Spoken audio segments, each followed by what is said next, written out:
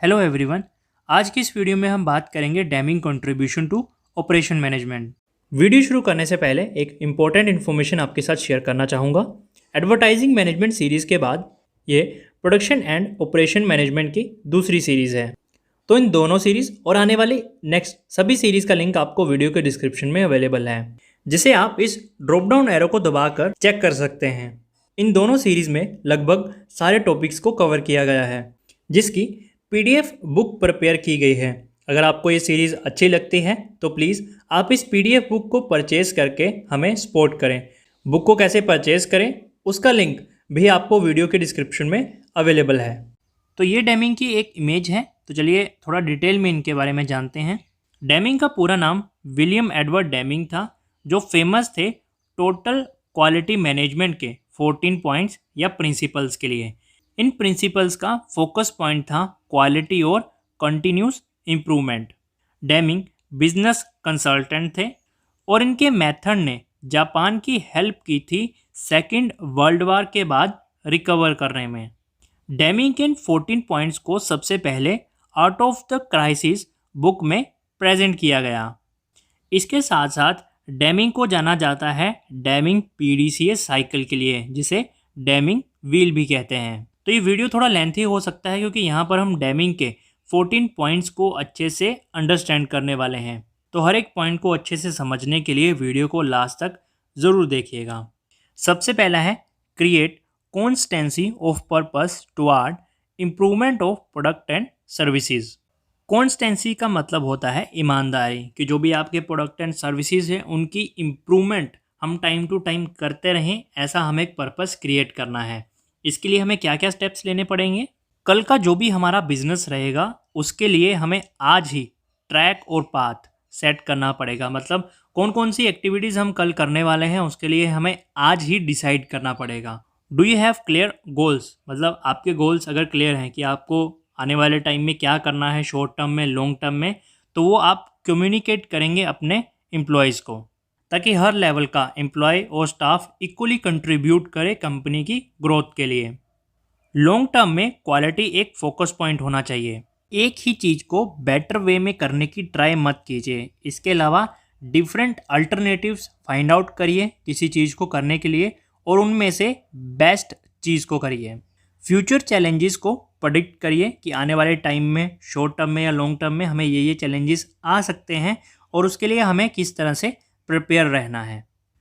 Corrections को and में मत कीजिए। ये वेट मत कीजिए कि जब हमारा प्रोसेस कंप्लीट होगा उसके बाद हम देखेंगे कि कहाँ पे हमारी कमियां रह गई हैं, उन कमियों को हम सुधारेंगे। बल्कि इवैल्यूएट कीजिए कि क्या प्रोसेस के दौरान हम इम्प्रूवमेंट कर सकते हैं या नहीं। अगर कर सकते हैं तो इमीडिएटली उसे इम्प्लीमेंट कीजिए। सेकंड है adopt the new philosophy. Philosophy का मतलब होता है धारणा या थ्योरी। तो न्यू फिलोसफी एडॉप्ट करने से पहले हमें ये जानना ज़रूरी है कि हम क्यों नई फिलोसफी एडॉप्ट करें, या फिर पुरानी फिलोसफी में क्या प्रॉब्लम है। तो क्या आपकी पुरानी फिलोसफी प्रोडक्शन प्रोसेस में इम्प्रूवमेंट कर रही है, या फिर वो आपकी मिस्टेक्स को रिड्यूस कर रही है labour wastage, machine time, material या किसी भी अदर इनपुट में? क्या वो आउटपुट में इंक्रीज करके कॉस्ट को कम कर रही है? तो सबसे पहले हमें इन सभी पॉइंट्स का आंसर फाइंड आउट करना पड़ेगा। अगर आपकी पुरानी फिलोसफी इन सभी पॉइंट में आपको हेल्प कर रही है तब आप सही हैं अपनी पुरानी फिलोसफी के लिए, अदरवाइज आपको न्यू फिलोसफी एडॉप्ट करनी चाहिए। एडॉप्ट न्यू फिलोसफी का ये काफ़ी अच्छा एग्जाम्पल है एवरीबॉडी विंस। अब यहाँ पे कोई फर्स्ट, सेकंड या थर्ड नहीं है। अगर आप देखेंगे तो हर कोई फर्स्ट है। अब यहाँ पे क्या हुआ, किसी भी तरह का कोई डिस्क्रिमिनेशन नहीं रहेगा, सबको इक्वली चांस मिलेगा। अब इससे क्या होगा कि हर कोई एनर्जेटिक फील करेगा, सेंस ऑफ ओनरशिप फील करेगा, कंपनी की सक्सेस में अपना शेयर फील करेगा कि अगर कंपनी ने कोई नई सक्सेस अचीव की है तो उसका भी उसमें इक्वल कंट्रीब्यूशन है। थर्ड है cease dependence on mass inspection. तो डेमिंग कहते हैं कि हमें मास बेसिस पर इंस्पेक्शन को ख़त्म करना है, क्योंकि ये कॉस्टली है और अनरिलायबल है। क्योंकि हम मास बेसिस पर इंस्पेक्शन कर रहे हैं तो ये काफ़ी महंगा हो जाता है और अनरिलायबल है, क्योंकि मास बेसिस पर इंस्पेक्शन करने पर कई बार उसमें गलतियाँ काफ़ी होती हैं। और इसके साथ डेमिंग कहते हैं कि मास बेसिस पर इंस्पेक्शन करना क्वालिटी को इम्प्रूव नहीं करता है, बल्कि ये क्वालिटी में होने वाली गलतियों का पता लगाता है। तो हमारा मेन पर्पस तो क्वालिटी को इम्प्रूव करना है, बल्कि क्वालिटी में कहाँ कमी है उसका पता लगाना नहीं है। इसके लिए डेमिंग कहते हैं कि हमें अपनी प्रोडक्शन प्रोसेस में स्टार्ट से लेके फिनिश तक, मतलब एंड तक, क्वालिटी इम्प्रूवमेंट टूल्स डेवलप करने पड़ेंगे, जिसमें हम ना सिर्फ प्रोसेस के दौरान कहाँ गलतियाँ हो रही हैं उसका पता लगाएं, बल्कि उन्हें एलिमिनेट करें। इसके लिए वो स्टैटिकल मतलब क्वांटिटेटिव और क्वालिटेटिव मेथड, क्वांटिटेटिव में आप स्टैटिकल फार्मूलाज का यूज़ करते हैं, मतलब कैलकुलेशन होती है, और क्वालिटेटिव में आपका थ्योरेटिकल पार्ट होता है। तो इसमें क्वालिटेटिव और क्वांटिटेटिव मेथड को यूज़ करने की ज़रूरत है, क्योंकि सिर्फ फिजिकल इंस्पेक्शन काफ़ी नहीं है ये प्रूव करने के लिए कि प्रोसेस सही तरह से काम कर रही है या नहीं। तो इस पॉइंट में हमने समझा कि मास बेसिस पर हो रही इंस्पेक्शन को हमें एलिमिनेट करना है। स्टार्ट टू फिनिश तक प्रोडक्शन प्रोसेस में हमें क्वालिटी टूल्स को बिल्ड करना है, ताकि हम जितना हो सके प्रोसेस के दौरान ही अपनी क्वालिटी को इम्प्रूव करें, ताकि बाद में जब हमारा प्रोसेस ख़त्म हो तब हमें ये ना देखना पड़े कि कहाँ हमारी क्वालिटी में कमी रह गई है। इसके लिए सिर्फ फिज़िकल इंस्पेक्शन काफ़ी नहीं है, हमें क्वांटिटेटिव और क्वालिटेटिव दोनों मेथड्स का यूज़ करना पड़ेगा, ये प्रूव करने के लिए कि हमारी प्रोसेस अच्छे से काम कर रही है। फोर्थ है and the practice of awarding business on price tag alone. इस पॉइंट में डेमिंग कहते हैं कि एक आइटम के लिए एक सप्लायर ही सिलेक्ट करें, कम प्राइस के लिए नेगोशिएट मत करें नंबर ऑफ सप्लायर्स के साथ। इसकी जगह पर ऐसा सप्लायर चूज़ करें जो आपके क्वालिटी स्टैंडर्ड्स को मीट करे और आपको रीज़नेबल प्राइस पर आपका मटेरियल प्रोवाइड करें। इसके लिए उन सारे सप्लायर्स को एलिमिनेट कर देना चाहिए जो आपके आइटम की क्वालिटी को प्रोवाइड नहीं करवा पाते हैं या क्वालिफाई नहीं कर पाते हैं। लॉन्ग टर्म में आपको इसका ये बेनिफिट मिलेगा कि ये आपकी और सप्लायर में लॉयल्टी और ट्रस्ट को बिल्ड करेगा। तो सिंपली यहाँ डेमिंग का कहना है कि सिर्फ प्राइस बेसिस पर आप अपने बिजनेस को अवार्ड मत दीजिए। बेसिक हमारा गोल होता है क्वालिटी का। तो ऐसे सप्लायर जो आपको रीजनेबल प्राइस पर क्वालिटी भी प्रोवाइड कर रहे हैं उनको आप अप्रोच कीजिए, उनके साथ आप अच्छा रिलेशन बनाने की कोशिश कीजिए। फिफ्थ है constantly and forever improve the system of production and services. Production and services के सिस्टम में कंपनी को कंटिन्यूसली इम्प्रूवमेंट करते रहना चाहिए। इसके लिए डेमिंग साइकिल को की कंपोनेंट माना गया है कंटिन्यूस इम्प्रूवमेंट के लिए। डेमिंग साइकिल को PDCA साइकिल भी कहते हैं, जो कि 4 स्टेप या स्टेजेस से बना है, plan, do, check and act. तो हर ऑर्गेनाइजेशन चाहे वो स्मॉल या लार्ज स्केल पर अपने बिजनेस को कर रही है, अपनी प्रॉब्लम्स को सोल्व करने के लिए इस PDCA साइकिल से गो थ्रू होना पड़ेगा। बार बार इन स्टेप्स की रिपीटेशन करने से साइकिल ऑफ इम्प्रूवमेंट फॉर्म होता है। तो ये PDCA साइकिल क्या है, इस पर एक अलग से वीडियो बनी हुई है, तो आप सर्च कर सकते हैं डेमिंग साइकिल या फिर PDCA cycle by student notes, तो आपको उसका वीडियो मिल जाएगा। ये काफ़ी इंपॉर्टेंट टॉपिक है PDCA साइकिल, जो कि इम्प्रूवमेंट के लिए यूज़ किया जाता है। मैं एक छोटा सा इमेज बता देता हूँ आपको इसका। तो ये है हमारा PDCA साइकिल, जो कि 4 स्टेप या स्टेजेस से बनता है, प्लान, डू, चेक, एक्ट।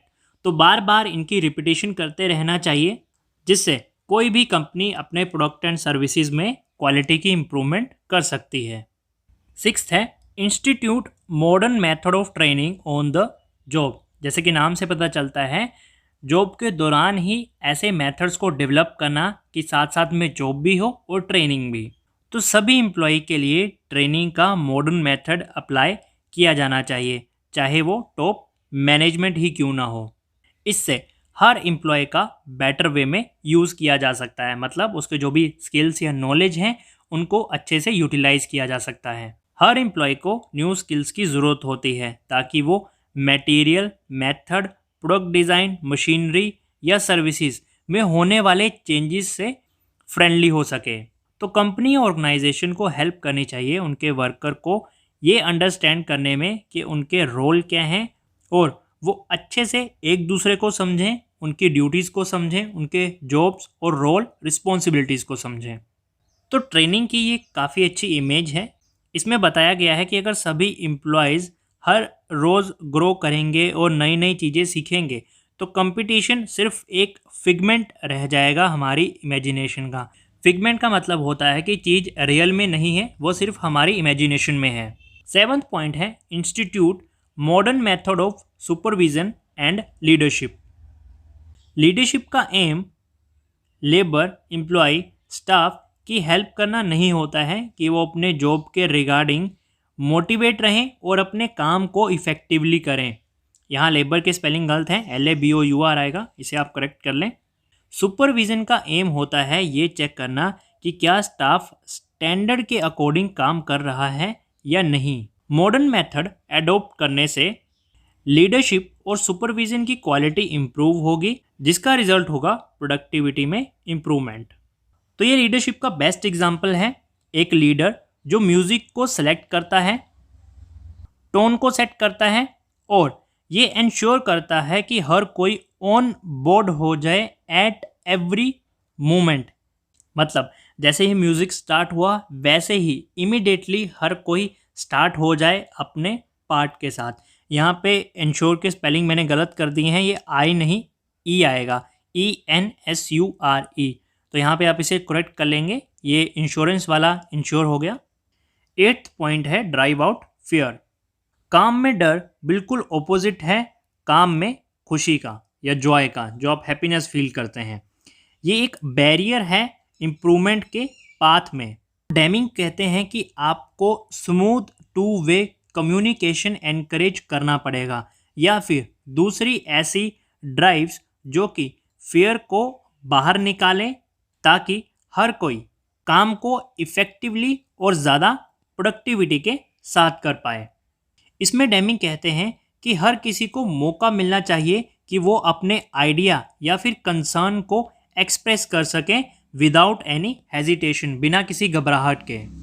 तो ये कुछ कॉमन एक्सप्रेशन ऑफ फेयर है जॉब के दौरान।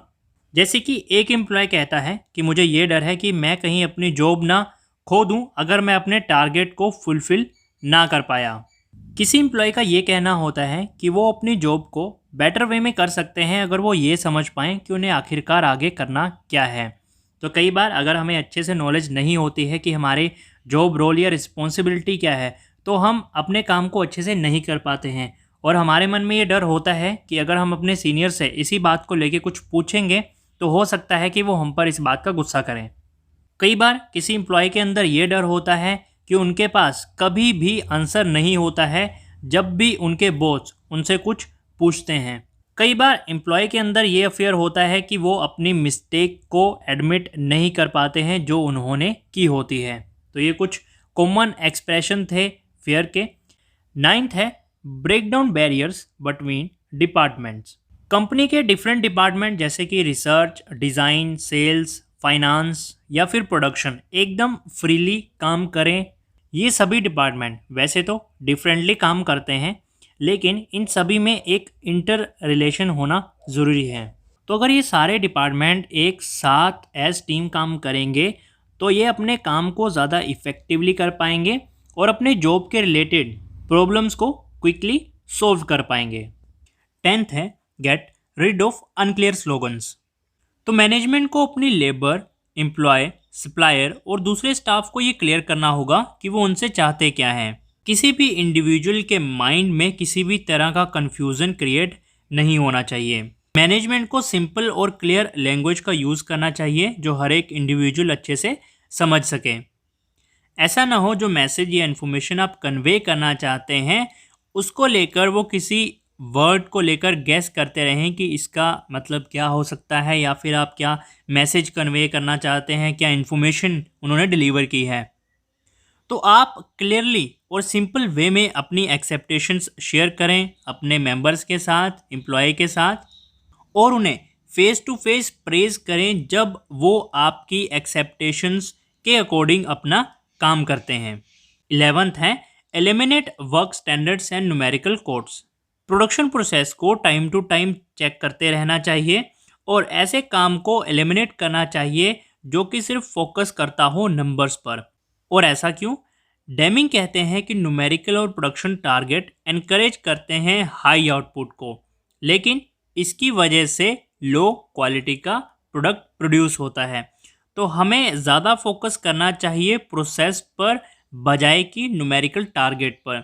अब हो सकता है कि आप एक दिन में 120 यूनिट्स प्रोड्यूस कर दें, लेकिन उनकी क्वालिटी इतनी अच्छी नहीं होगी। लेकिन वहीं अगर आप एक दिन में 80 यूनिट्स प्रोड्यूस करते हैं तो उसकी क्वालिटी ज़्यादा बेटर होगी। तो हमें सिर्फ आउटपुट ये नंबर पे फोकस नहीं करना है, हमें फोकस करना है अपनी क्वालिटी पर। इसके साथ साथ जितनी भी आपकी वर्क फोर्स है उसे प्रॉपर सपोर्ट प्रोवाइड करें टारगेट्स को अचीव करने के लिए, जो कि प्रोडक्ट की क्वालिटी पर भी फोकस करते हों। नेक्स्ट है remove barriers to pride of workmanship. Deming कहते हैं कि काम को खुशी में ही अच्छे तरीके से किया जा सकता है जब स्टाफ पर किसी भी तरह का कोई प्रेशर ना हो। अगर हर कोई अपने काम में प्राइड फील करेगा तो वो अपनी ड्यूटीज़ को अच्छे से हैप्पीली परफॉर्म कर पाएंगे। तो मैनेजमेंट अपने वर्कर को इस तरह से काम करने दें कि वो उनका दूसरे वर्कर्स के साथ मॉनिटरी और अदर रिवार्ड्स में किसी भी तरह की कोई रेटिंग या कंपैरिजन नहीं करेंगे। तो जैसे टाइम बीतता जाएगा और हर कोई प्राइड फील करेगा अपने काम को करते हुए, तो प्रोसेस में क्वालिटी नेचुरली इंक्रीज होगी। 13th है institute vigorous programme of education and training for everyone. Vigorous का मतलब होता है मोर एफिशिएंट। ऑर्गेनाइजेशन को सिर्फ ऐसे स्टाफ की ज़रूरत नहीं होती है जो कि अच्छे और एक्सपीरियंस हैं, बल्कि उन्हें ऐसे पीपल की ज़रूरत होती है जो कि खुद को इम्प्रूव करते हैं और टाइम टू टाइम नई चीज़ें सीखते हैं। अब इसका बेनिफिट क्या हुआ कंपनी को? इससे स्टाफ मेंबर के स्किल्स इम्प्रूव करने में हेल्प मिलती है। मेंबर प्रिपेयर कर पाते हैं खुद को फ्यूचर में आने वाले नए चैलेंजेस से। ये मेंबर्स को शॉर्ट टर्म या लॉन्ग टर्म में होने वाले किसी भी नए चेंज के लिए एडेप्टेबल बनाता है। 14th और लास्ट है create a structure in the top management that will push every day on the above 13 points. तो टॉप लेवल मैनेजमेंट कमिटेड होनी चाहिए क्वालिटी और प्रोडक्टिविटी को इम्प्रूव करने के लिए, और ये उनका ऑब्लिगेशन बनता है कि वो इन सारे प्रिंसिपल्स को इम्प्लीमेंट करें। ऑर्गेनाइजेशन का हर एक मेंबर प्रॉपर स्टेप्स और अकाउंटेबिलिटी ले क्वालिटी को इम्प्रूव करने के लिए। प्रोसेस के ईच एंड एवरी स्टेप्स को एनालाइज किया जाना चाहिए और ये चेक करना चाहिए कि ये बिगर पिक्चर में फिट होता है या नहीं। मतलब शॉर्ट टर्म के साथ साथ ये सारे प्रिंसिपल्स आने वाले टाइम में लॉन्ग टर्म में उसके जो भी विज़न, मिशन, प्लानिंग, स्ट्रेटजीज़ हैं उनको इम्प्लीमेंट करने में हेल्प करता है या नहीं, क्वालिटी को इम्प्रूव करता है या नहीं। तो ये सब चेक करेंगे प्रोसेस को एनालाइज करने के बाद। तो ये 14 प्रिंसिपल्स है डेमिंग के, जिसे हमने डिटेल्स में देखा।